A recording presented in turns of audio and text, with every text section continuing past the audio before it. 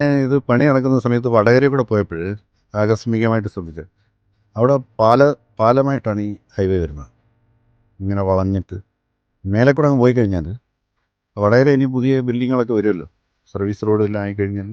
അപ്പോൾ ഇനി പാലത്തിൻ്റെ അടിയിലൊക്കെ നമുക്ക് പാർക്കുകളോ അല്ലെങ്കിൽ പാർക്കിംഗ് സ്പേസോ തട്ടുകടകളൊക്കെ ആക്കി കഴിഞ്ഞാൽ ആ ടൗൺ അവിടെ നശിക്കുന്നില്ല.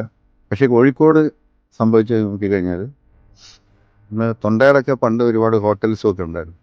അവിടുത്തെ ഒരുപാട് കച്ചവട സ്ഥാപനങ്ങൾ പൂട്ടിപ്പോവുകയോ ഷിഫ്റ്റ് ചെയ്യുകയൊക്കെ ചെയ്തു. ആക്ച്വലി ആ വടകര പോലെ ഇവിടെ ആയിരുന്നെങ്കിൽ എങ്ങനെ ഉണ്ടായിരുന്നു. അപ്പോൾ എനിക്ക് തോന്നുന്നു 40% ബാക്ക് ആയിപ്പോയി ഈ ഒരു പ്രശ്നം കാരണം. നമ്മളിപ്പോൾ ബാക്കിയുള്ള റോഡിലേക്ക് എല്ലാവരും ശ്രദ്ധിക്കുക. ബിസിനസ് പണ്ട് എല്ലാവർക്കും ആവേശമായിരുന്നു ബൈപ്പാസ് എന്ന്.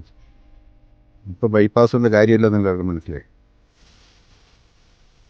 ഇത് കോർപ്പറേഷൻ ആയിരുന്നു ഇത് ഡിമാൻഡ് ചെയ്യുന്നത്, ഈ ഒരു ഐഡിയ.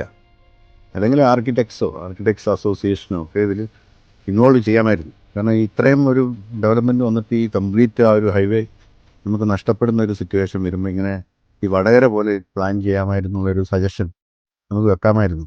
ഇനിയും പറഞ്ഞിട്ട് കാര്യമില്ല.